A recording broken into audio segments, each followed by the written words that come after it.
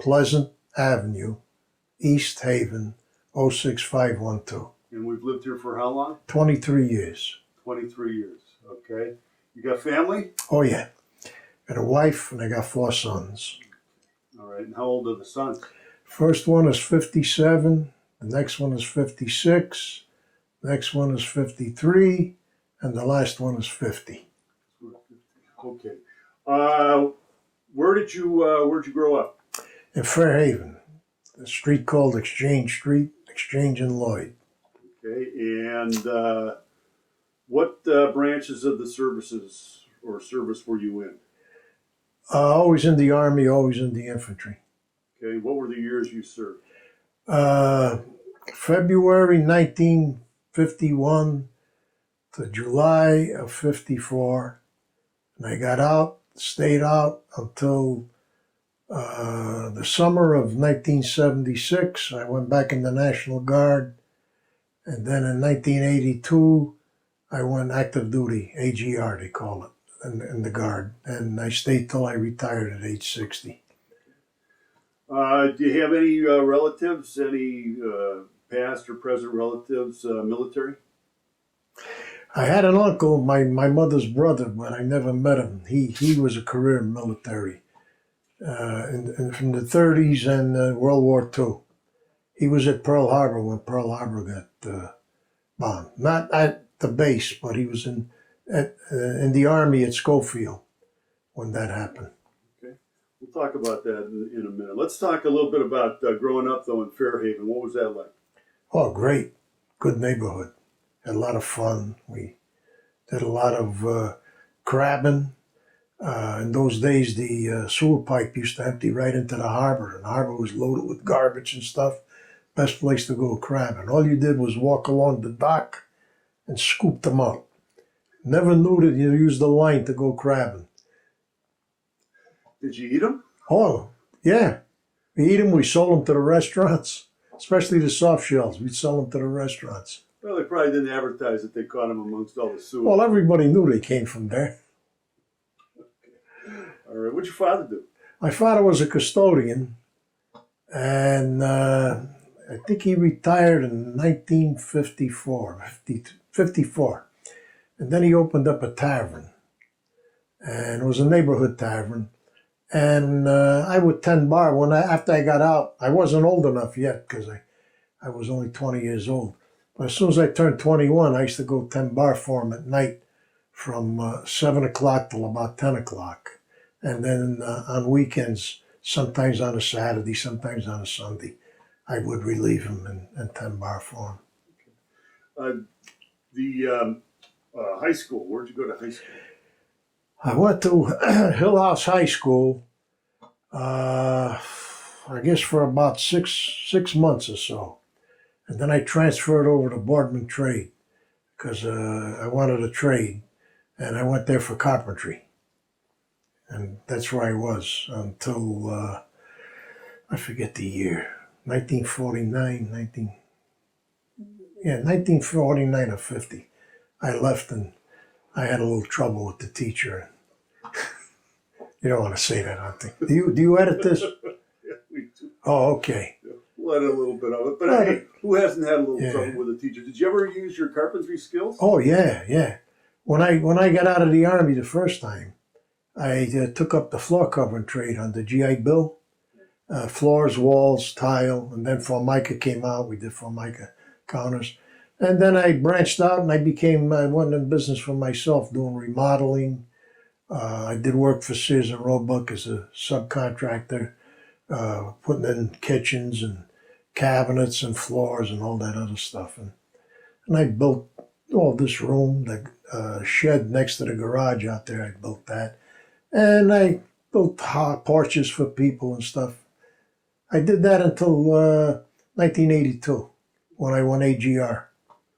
Let's talk about your military experience. How'd you get into the Army? What was that all about? Well, I started out when I was 15.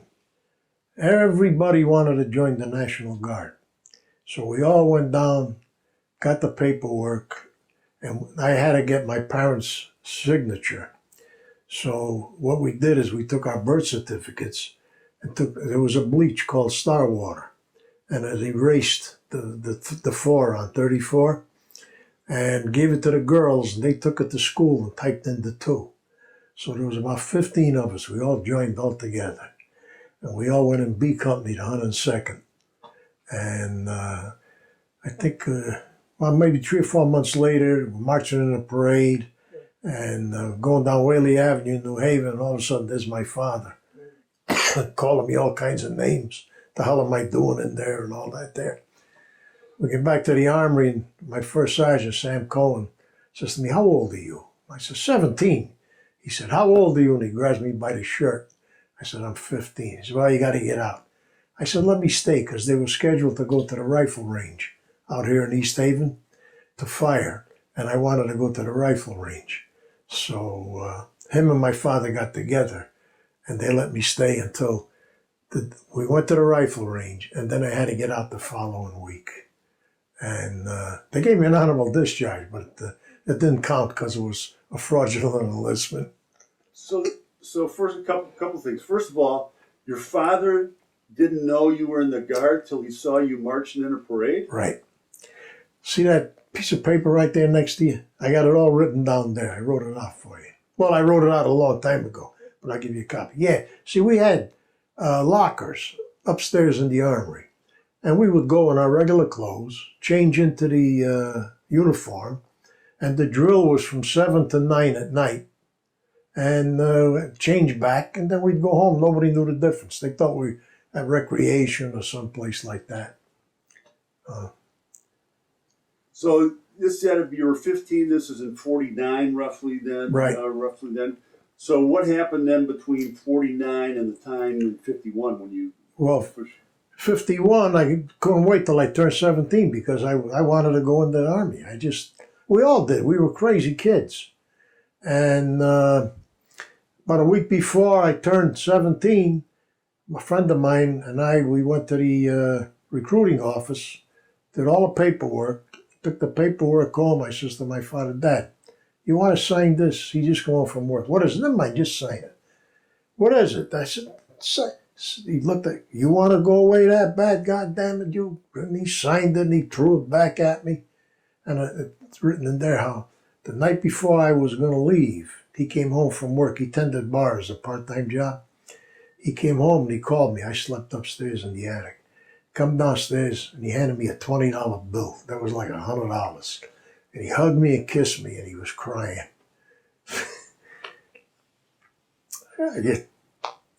When I think of it, So that really touched him. Yeah, it touches me too today to talk about it. Because it really hurt him, you know. Well, what are you going to do? And I went away. Where'd you go? I went out, we left New Haven. Well, we left New Haven, got on a train, went to Fort Devens. At Fort Devens, we stayed there for maybe about a month, I guess. And then from there, we got on a train that took us to Fort Jackson, South Carolina. And believe it or not, it took us almost 3 days to get there. We would go so far, stop, sometimes back up, sometimes just sit there while another train went by. This train had the lowest priority on the track. We get to Fort Jackson, it was morning, and they took us to this big, big building. It was a consolidated mess, and they're feeding us. So now we're going through the chow line. These are all guys from New England now. Going through the chow line, and they gave us grits. None of us ever seen grits before. We thought it was farina. We're putting milk and sugar, and the rebels are laughing at us. We're laughing at them because they were putting butter and pepper on it. But to this day, I like grits. I eat a lot of it. My whole family likes it. Anything you can remember about training? Oh, yeah. What do you remember about that? Well, I got put into what they call a TO&E outfit. It was the Mississippi Alabama National Guard. They had gotten activated a couple of months before, and they came to Fort Jackson. And it wasn't an outfit where you took basic and then went someplace else. You got put into, they gave us our choice. I got put into M Company, which was heavy weapons company, machine guns, mortars, and 75s. They gave us our choice of what platoon we wanted. And all the guys from up north all wanted to be machine gunners. And the rebels said that we wanted to be bank robbers. That's why we wanted to be machine gunners. But anyway, got put into the machine gun platoon, and that's where we stayed. We had to learn all the other weapons, but we were put into the machine gun platoon and stayed in the machine gun platoon. And that was my MOS all throughout my career till I come back from Korea. But we trained with all our NCOs were guardsmen from Mississippi. They had all been in World War II. They all fought in the Pacific. And those guys were good. They taught us real good. And they looked out for us. I had a problem shaving. I used to get pimples, and I used to try to sneak not to shave. And this one, he was a section sergeant, Quartet. He used to take me aside and say to me, take salt water and put it on your face. It'll harden your face. Otherwise, you're going to get into trouble. And I did, and eventually it did help. So, but they were great guys. So how'd you get along? You call them the rebels, obviously from the southern part of the United States. How'd you guys get along with? I only had trouble with two. I don't know if I should go into this. Yeah, no, absolutely. I mean, this one guy, he was a corporal. First of all, most of them were stupid. They couldn't read. The young ones, all right? They'd get letters from home. They'd ask us to read it for them. We'd come in from the field, from training. First thing they did was take their shoes off, run around barefooted. They were from the country, right? But this one kid used to call me Dago. I didn't know what the hell it meant. So one day, one of the guys from New York says to me, what do you let him call you that for? I said, why, what does it mean? So he tells me, So I go up to him and I said, hey, Corporal, don't call me Dago no more. Why? I don't like it. Don't call me Dago no more. Well, you Dago. I punched him right in the mouth, right? Now I got to go in front of the captain. Captain says to me, what caused this? I said, well, the guy's insulting me. He called me a Dago. Oh, and that gave you reason to hit him? I said, yeah. I told him not to. I was going to hit him if he called me that. I says, and he called my bluff, and I hit him. And he says to me, you remind me of the dead-end kids. And I said, I'm sorry, look, I did it, whatever you got to do. He said, I'm putting you on company punishment. He said, I could court-martial you. So they put me on company punishment. Every time we come in from the field, I had to go do chores around the place. Sometimes paint rocks, sometimes rake, do different stuff. And then that was it. And then the other one was a corporal. We all had problems with this guy. He was a little fat guy. And, one time he was bothering us so bad that we decided we're going to get even with him. In front of our tents was a number 10 can with sand and one with water. So that was in case of a fire, but that was a joke because if the tents caught on fire, you had to run out of them. Anyway, we decided we're going to roll up the side of his tent while he's sleeping and throw the sand in the water on him. And we did one night. And he ran out in the middle of the company street. You effing Yankees, this, that. They call us all kinds of names. Tell me about Korea. You went, when did you go to Korea? We went, the Dixie Division, the Mississippi Alabama Guard, we went on maneuvers. And we went to North Carolina, and we went on maneuvers, I think, for 2 months or so. Then we came back, and it was just before Thanksgiving. And they started taking guys out of the unit to send to Korea. We were supposed to go as a unit. We weren't supposed to go piecemeal.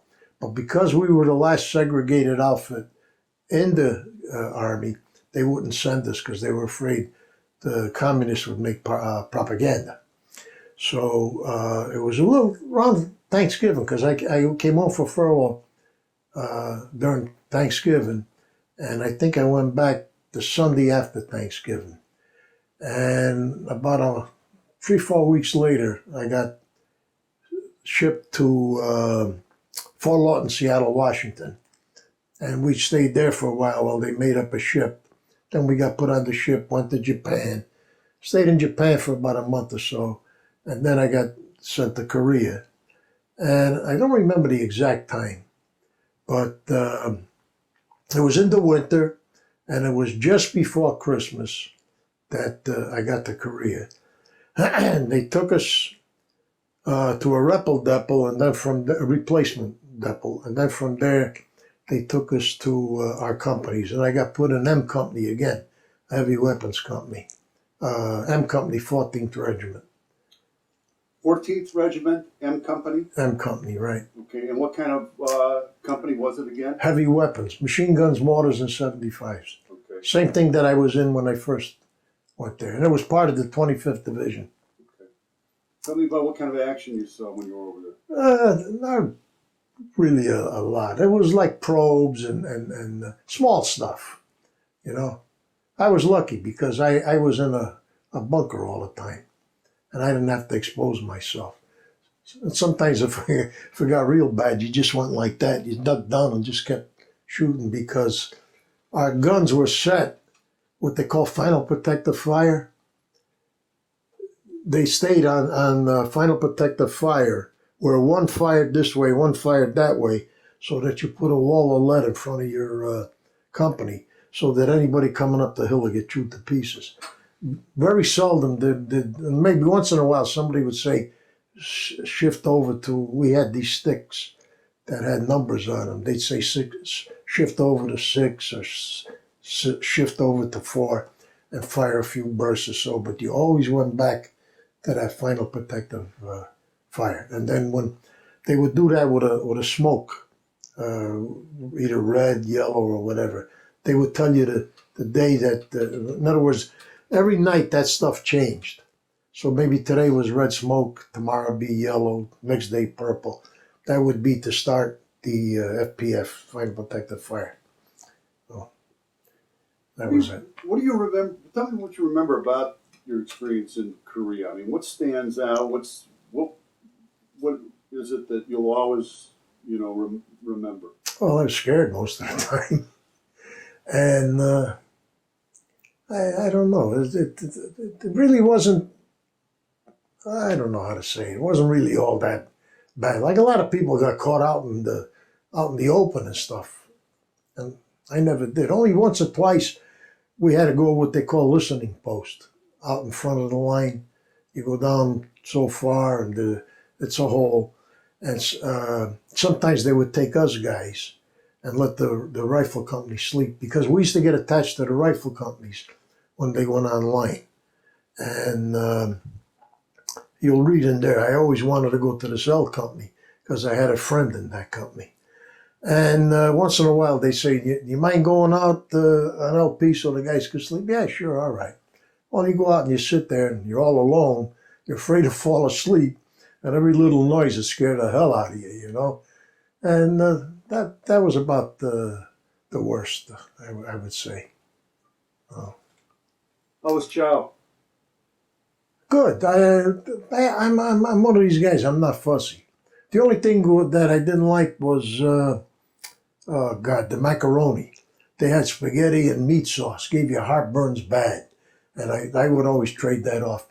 And I learned to eat what the Korean kids ate: rice and barley and seaweed, because we had what they call them katusas. They were attached to us. Young kids, they just picked them up on the streets in Korean. Gave them a uniform and sent them up. They had no training, no nothing. And they had a big bag of rice, barley, seaweed, so many fish heads, and some cigarettes. That was their rations for the week. And whoever was the guy that cooked used to put it in a pot, cook it up. He had a paddle, he'd stir it up, and it would stay in that pot, and he'd light the fire, and they'd cook and eat it again. And I never ate the fish heads, but I liked the rice and barley. And I'd eat that once in a while. But we couldn't give them our food because it would make them sick. So you learned to appreciate grits and Grits? seaweed. No, I didn't eat the seaweed. You didn't eat the seaweed? No. I ate the rice and barley. Tell me about, everybody I think always remembers some of the buddies that they had from there. Anybody that you can remember, and tell me about any of that you remember. Any of you still friends with? Well, I made friends with a bunch of guys from Rhode Island. And like I said, the kid that was from New Haven, Joe Gargiulio, you could read about him. I ain't going to tell you about him. But the guys from Rhode Island, on the way over, these guys all came from Federal Hill. You know what Federal Hill is in Rhode Island? That used to be the bad area, the Patriarchas area. It's Providence. Providence, yeah. Anyway, these guys going over, they were pulling card tricks and doing different things, and they were doing it for money with the rebels, right? And it's in there. One rebel put the card back in his pocket, and this guy Bart, he's laying on the railing, and he starts singing in Italian. He put the card in his pocket. He put the card in his pocket. So the kid Eddie goes like this. No, first he goes like this. You didn't put the card back. He says, come on, put the card. Well, I did. Wait a minute. And he goes to this other guy who's standing there, Mondo. He makes out like he don't know. Hey, buddy, come here. How many cards? 51, I think. Do it again. 51. They drove the guy crazy. Finally, he admitted he had the card in his pocket. He couldn't figure out how the hell they knew it.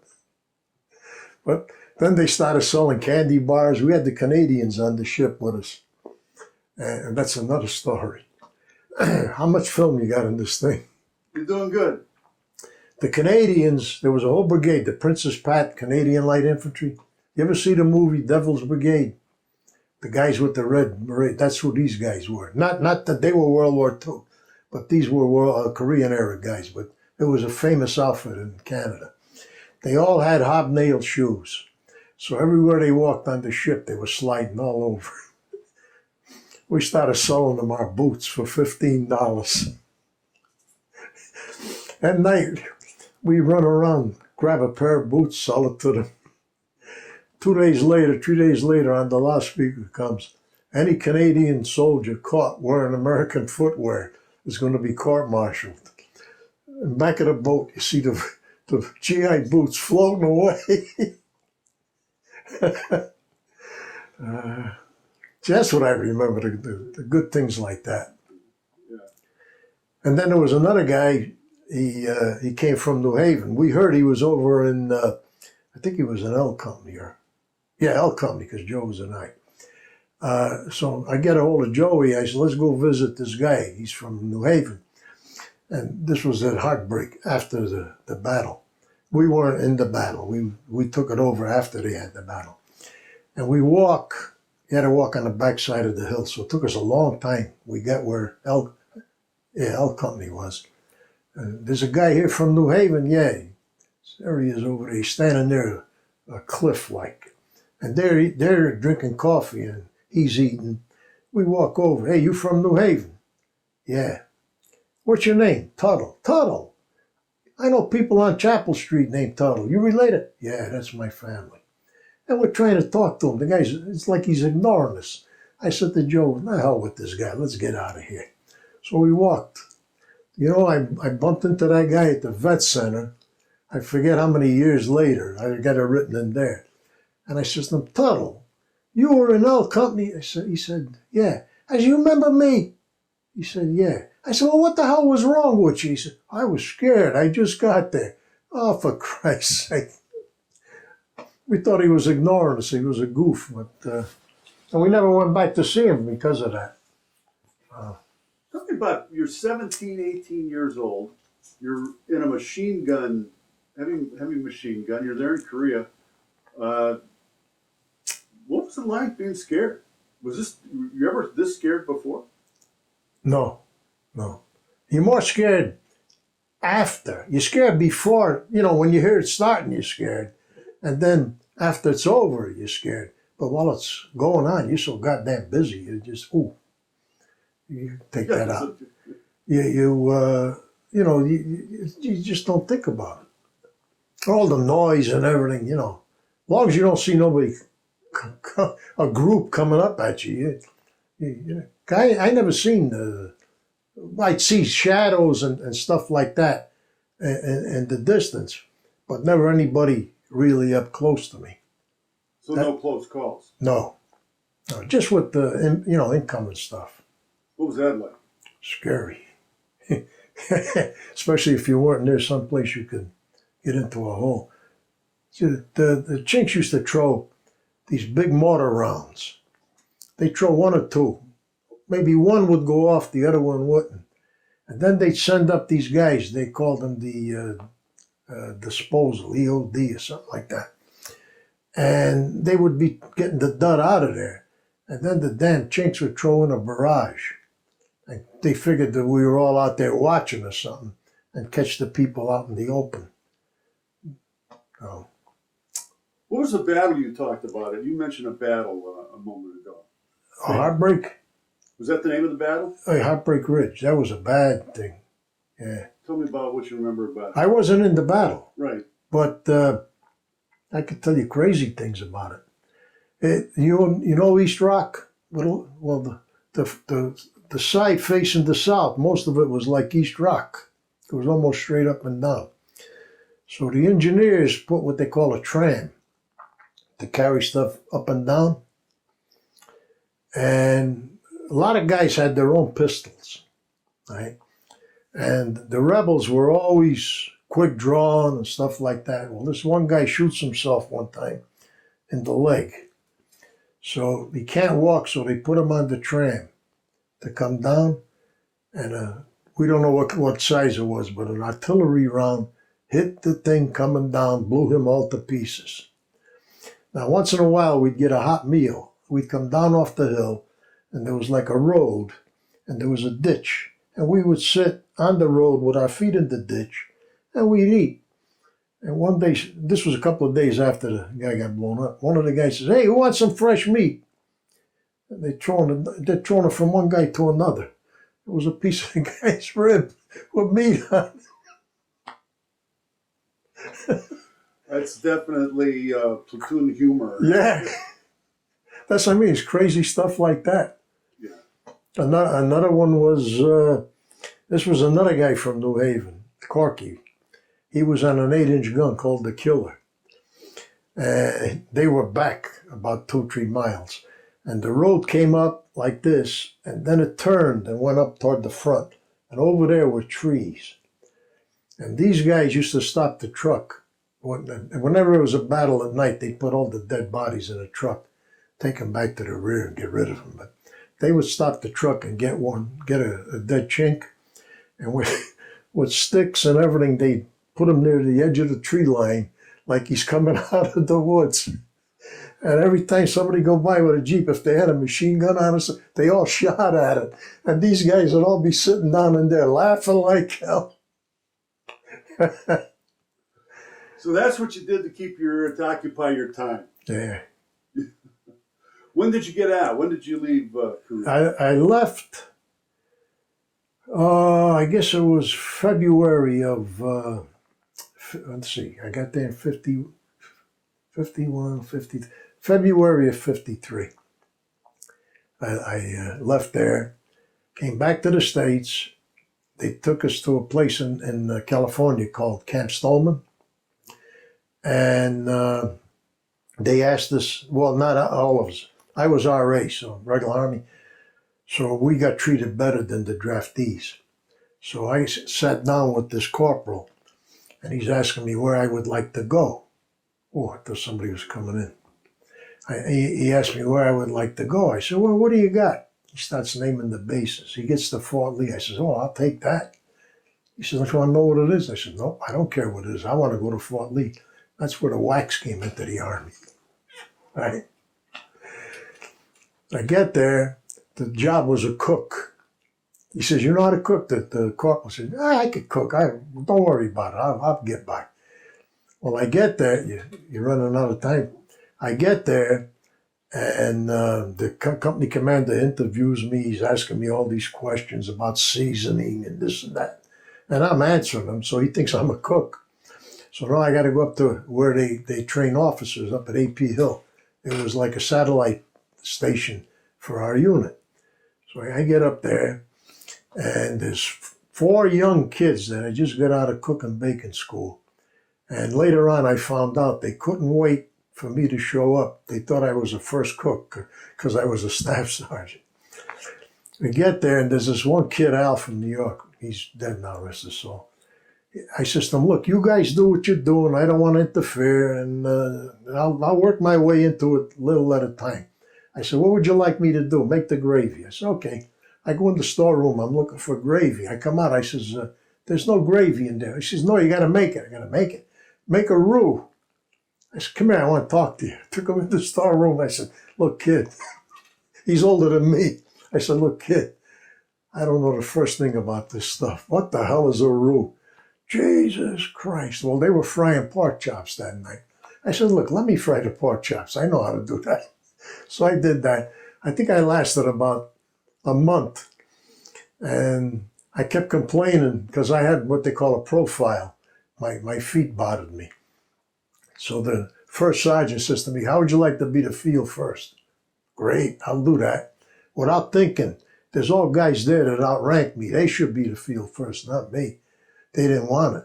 I had to get up before everybody else. I had to make sure the KPs were in the mess hall. I had to make sure, hold the first formation, sign the details and stuff like that. After that, I was done. So. And you left when? When did you leave the... July of 54. What was it like coming home? Great. None of that baloney where anybody bothered you or anything. In fact, I came home on leave. I think my first, when you come back from Korea, they give you 30-day leave. I came home for that. Oh, we had to go back because somebody on the ship had spinal meningitis. We had to go back to Camp Kilmer, and they quarantined us for a month, and then they let us come home again for a month. Going back on the train from that furlough, I went back in the morning. There was all the commuters. You know, people got up and gave me their seat. They said to me, here, sit. You sit there. They were giving me their seat to sit down. They treated us, you know, like with respect and stuff. Then after that, I bought a car, so I didn't ride the train no more. I used to drive back and forth. And you went back in the Guard, right? I joined the Guard in '76. We had a bicentennial celebration, and I was the co-chairman. We had it in New Haven, along the Quinnipiac River. And a friend of mine was in the Guard. I know I talk with my hands. A friend of mine was in the Guard, and he had a recruit not to go to camp, see? So they made him a recruiter for the 2 weeks. And he asked me if he could come down and recruit at the fair. So I said, yeah, sure.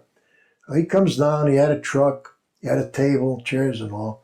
But he was all by himself. So I went over and I said, George, if you got to go to the bathroom or you want to go get a soda, I'll sit here for you, you know. So Sunday morning, we're all packing up to leave. I go over and I said, George, how'd you make out? Did you get anybody? He said, no. He said, how about you? What are you, crazy? I said, I can't. I'm 42 years old. I said, I can't go through no basic training. Oh, you don't have to. He says, in fact, you go back in with the rank you got. I says, no kidding. Yeah, he says. And if you sign up for 2 years, they give you another rank. I thought about it. I didn't have no pension because I was working for myself. And I said, let me give it a shot. I said, but only 1 year, because if I don't like it, I don't want to do 2 years. So I signed up for the 1 year, and I took, how do they say, like a fish to water. It was my game, because I got away with murder, because I was older than everybody. I had a combat badge. They thought I was a hero or something. Well, obviously, talking to you and the enthusiasm that you have for your experience, and then looking at the wall and the things that remind you of your military experience, how do you, Frank, how do you sum it up? I mean, kind of the meaning that the military and the Army and the impact it's had on you and your life.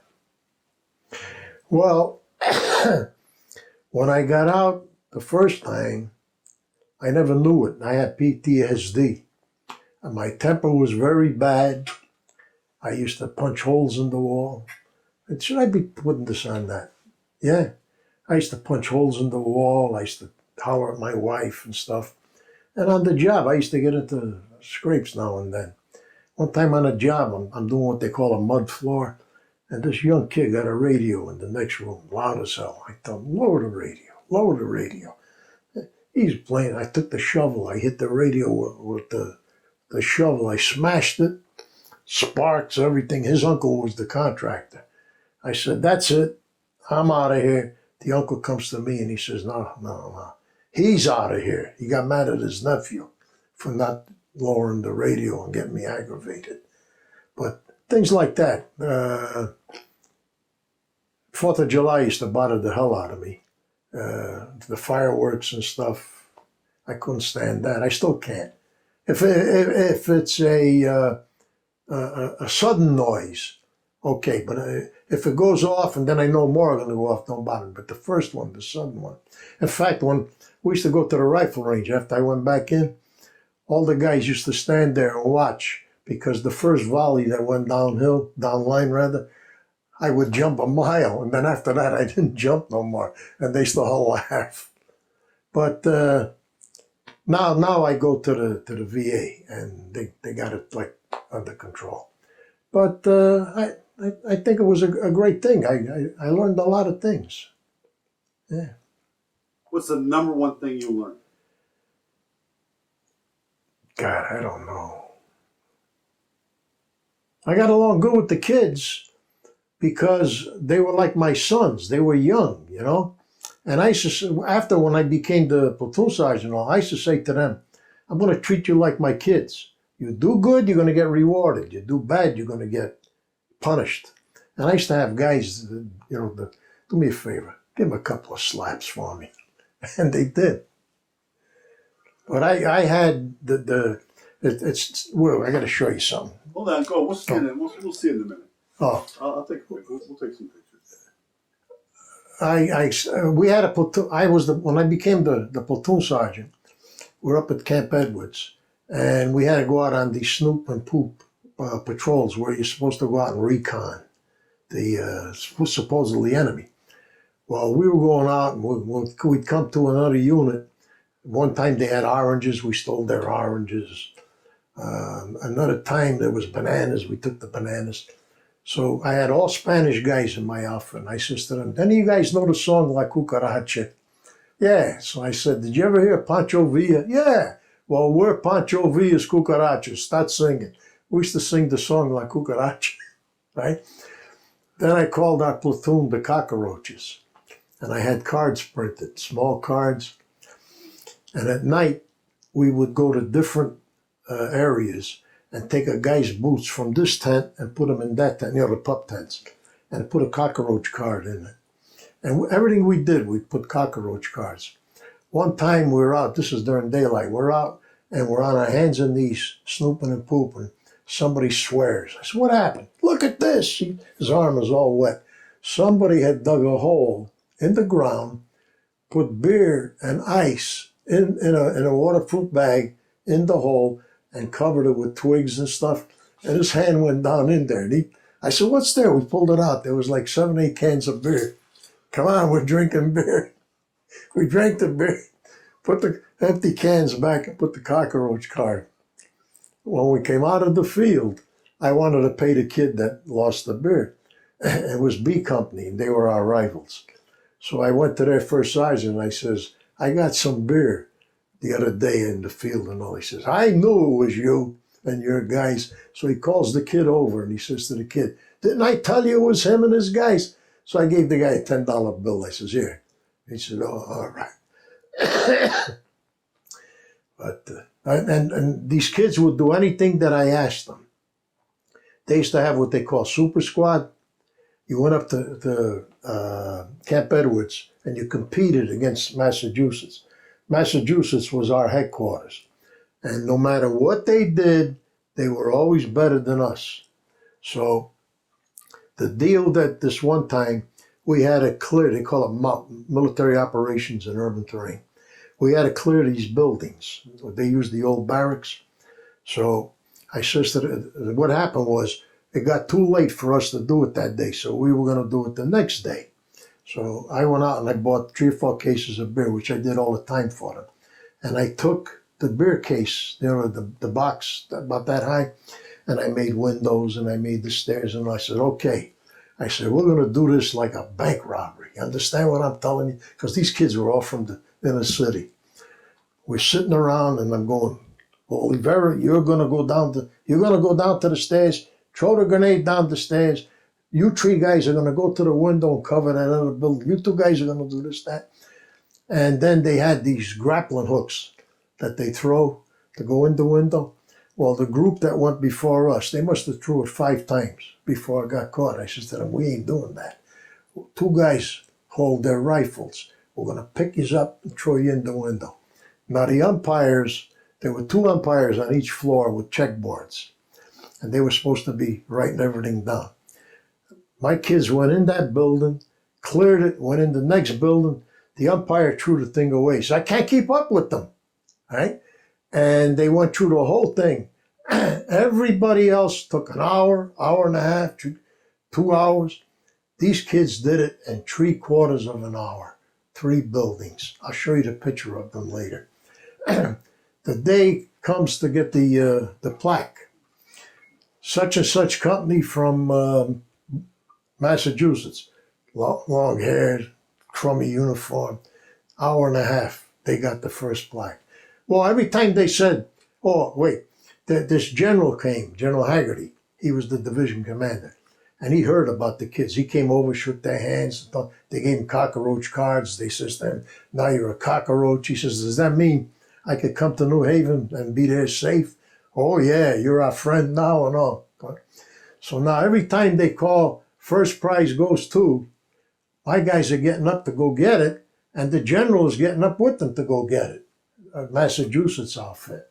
The next prize, Massachusetts outfit. Third prize, Company A, 102nd, New Haven. They all go up, and he takes pictures with them and everything. He ignored the other 2 guys. Then our brigade commander comes up with a helicopter, and he's got several officers in the helicopter with him that came up. And this General Haggerty said, take a car back and let these kids go back in your helicopter. Gave them a helicopter ride back. That's great. Yeah. Thank you, sir. Okay. Great job. Yeah, let me, oh, my